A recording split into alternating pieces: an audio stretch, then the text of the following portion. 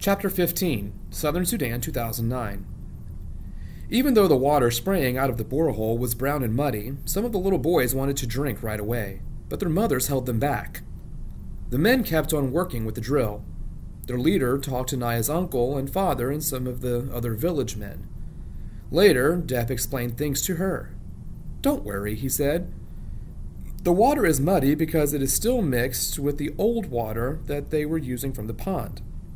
They have to drill farther down to make sure of getting deep enough into the good, clean underground water. And then they have to put in the pipes and make a foundation with the gravel, and then install the pump and pour cement around it. And the cement has to dry. It would be several more days before they could drink the water," Depp said. Naya sighed and picked up the plastic can. Yet another walk to the pond. Nairobi, Kenya, Rochester, New York, 1996. The Lost Boys. That was what they were being called in America. The boys who had lost their homes and families because of the war and had wandered lost for weeks or months at a time before reaching the refugee camps. The aid worker explained this to Salva and the 8 other boys he would be traveling with. The woman spoke mostly English. Sometimes she said a word or two in Arabic, but she did not speak that language well. She tried her best to speak slowly, but she had many things to tell them, and Salva worried that he might misunderstand something important. They rode in a truck from the Ifo refugee camp to a processing center in Nairobi, the capital city of Kenya. Endless forms had to be filled out. Their photos were taken. There was a medical examination. It was all a blur to Salva, for he was too excited to sleep, which made him too tired to grasp everything that was happening. But there was one clear moment, when he was given new clothes. In the camp, he had worn an old pair of shorts and an even older t-shirt. He had taken as good of care of them as he could, but there were holes in the shirt, and the waistband of the shorts was stretched out to threadbare. The camp workers handed out clothing whenever donations came in, but there were never enough clothes for those who needed them. Now Salva's arms were piled high with new clothes. Underwear, socks, sneakers, a pair of long pants, a t-shirt, and a long-sleeve shirt to wear on top of it. And he was to wear all these clothes at the same time. "It's winter in America," the aid worker said. "Winter?" Salva repeated. "Yes, very cold. You will be given more clothes than New York." "More clothes?" Salva shook his head. "How can I possibly wear any more clothes?" Salva could hardly believe his eyes when he boarded the plane in Nairobi. Every person had a seat, and they all had luggage, too. With all those people, hundreds of heavy padded chairs, and all those bags, how would the plane ever get off the ground? Somehow it did. Not like a bird lifting off lightly with quick flapping of wings, but with shrieks and roars of the engines as the planes lumbered down the long runway, as if it had to try as hard as it could to get into the air. Once the plane was safely aloft, Salva stared at the scene outside the small window. The world was so big, yet everything in it was so small. Huge forests and deserts became mere patches of green and brown. Cars crawled along the roads like ants in a line. And there were people down there, thousands of them, but he could not see a single one. "Would you like a drink?" Salva looked up at the woman in her neat uniform and shook his head to show how he did not understand. She smiled.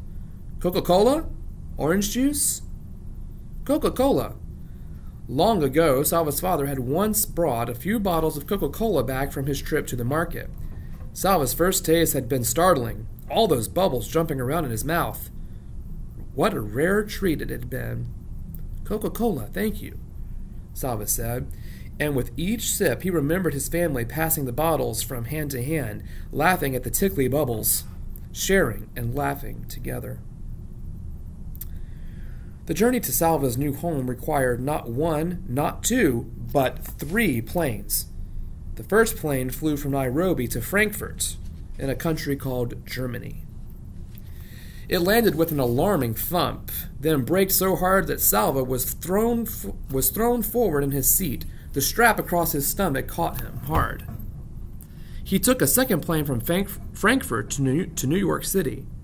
It too landed abruptly, but this time Salva was ready, and he held tightly to the armrests.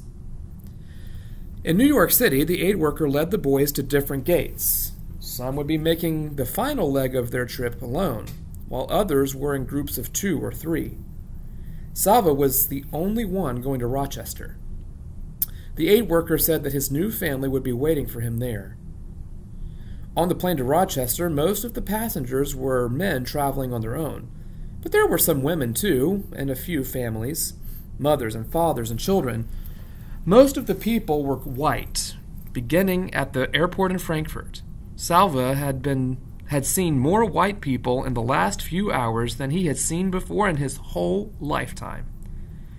He tried not to stare, but he couldn't help studying the families closely. Thoughts kept looping through his mind. What if my new family isn't there? What if they have changed their minds? What if they meet me and don't like me? Salva took a deep breath. A step at a time, he reminded himself. Just this flight to get through, for now. The plane landed at last, its wheels screeching, while Salva gripped the armrest and braced himself for what was to come. There they were, smiling and waving in the airport lobby. His new family. Chris, the father, Louise, the mother, and 4 children.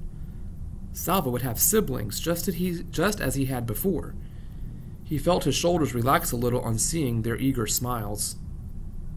Salva said hello and thank you many times, for in his fatigue and confusion, these were the only words he felt sure about.